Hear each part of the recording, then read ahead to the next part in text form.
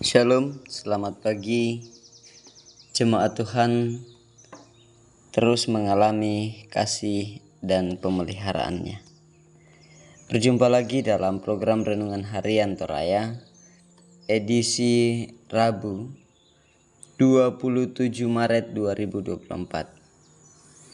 Sebelum bersama kita membaca firman Tuhan, mari kita berdoa. Bapa di surga, terima kasih untuk setiap pemeliharaan-Mu.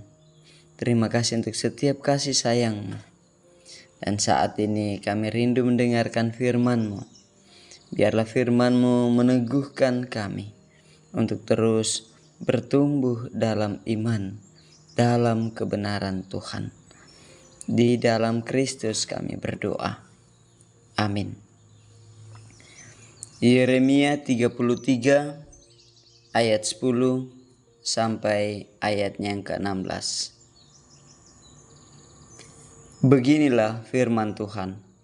Di tempat ini yang kamu katakan telah menjadi reruntuhan tanpa manusia dan tanpa hewan, di kota-kota Yehuda dan di jalan-jalan Yerusalem yang sunyi sepi itu, tanpa manusia, tanpa penduduk dan tanpa hewan, akan terdengar lagi suara kegirangan dan suara sukacita, suara pengantin laki-laki dan suara pengantin perempuan, suara orang-orang yang mengatakan, "Bersyukurlah kepada Tuhan semesta alam, sebab Tuhan itu baik, bahwasanya untuk selama-lamanya kasih setianya." Sambil mempersembahkan korban syukur di rumah Tuhan, sebab aku akan memulihkan keadaan negeri ini seperti dahulu. Firman Tuhan. Beginilah firman Tuhan semesta alam. Di daerah ini yang sudah menjadi reruntuhan, tanpa manusia dan tanpa hewan, dan di segala kotanya akan ada lagi padang rumput bagi gembala-gembala yang membaringkan kambing domba di situ. Di kota-kota pegunungan, di kota-kota daerah bukit, di kota-kota tanah Negeb, di daerah Benyamin, di sekitar Yerusalem dan di kota-kota Yehuda, kambing domba akan lewat lagi dari bawah tangan orang yang menghitungnya. Demikianlah firman Tuhan. Sesungguhnya waktunya akan datang, demikianlah firman Tuhan, bahwa aku akan menepati janji yang telah kukatakan kepada kaum Israel dan kaum Yehuda. Pada waktu itu dan pada masa itu, aku akan menumbuhkan tunas keadilan bagi Daud. Ia akan melaksanakan keadilan dan kebenaran di negeri. Pada waktu itu, Yehuda akan dibebaskan dan Yerusalem akan hidup dengan tentram. Dan dengan nama inilah mereka akan dipanggil Tuhan keadilan kita. Saudara-saudara yang kekasih dalam Kristus, tema perenungan kita hari ini, kemalangan adalah bagian dari pemulihan. Lobo lulangan lan kamasusan. Saudara-saudara, pemberitaan pasal ini terjadi pada masa pemerintahan Sedekia, raja terakhir Israel Selatan. Yerusalem telah hancur akibat penyerangan Babel dan Israel pun dibuang. Mereka hidup sebagai bangsa buangan. Hidup mereka berubah total dan tidak tahu apakah mereka akan melihat kampung halaman lagi.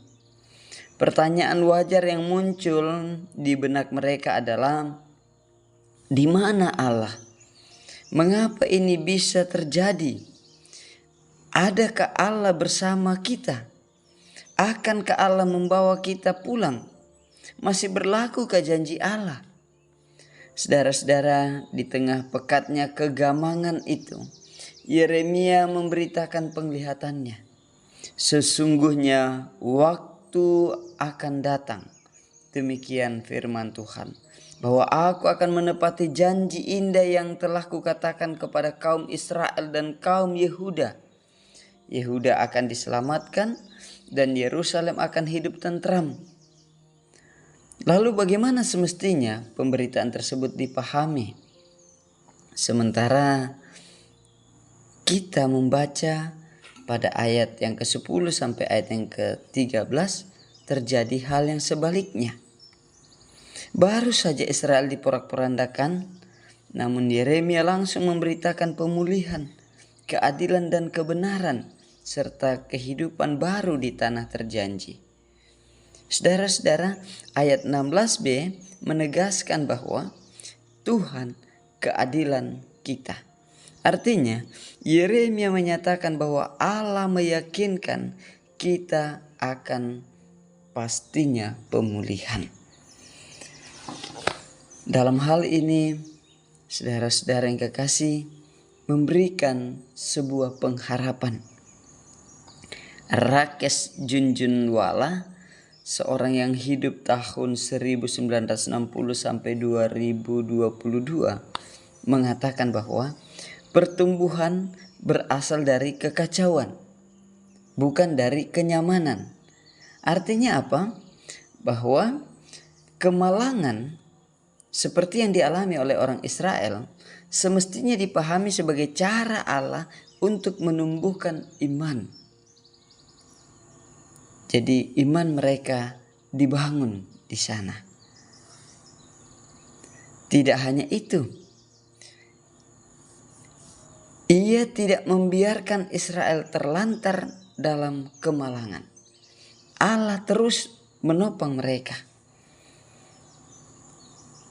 Allah memastikan pemulihan Israel dalam keadilan dan kebenarannya. Saudara-saudara, kesenjangan besar antara peristiwa kini dan masa depan akan terjembatani oleh yang namanya pengharapan bahwa Allah akan memulihkan kita. Karena itu, sembari menanti pemenuhan janji Allah, bertumbuhlah ke arah yang dikehendaki Allah. Terpujilah Kristus. Kita berdoa. Bapa di surga, tolong kami untuk terus melihat kasih-Mu di dalam perjalanan hidup kami, sehingga kami pun terus bertumbuh dalam iman, dalam pertolongan Tuhan.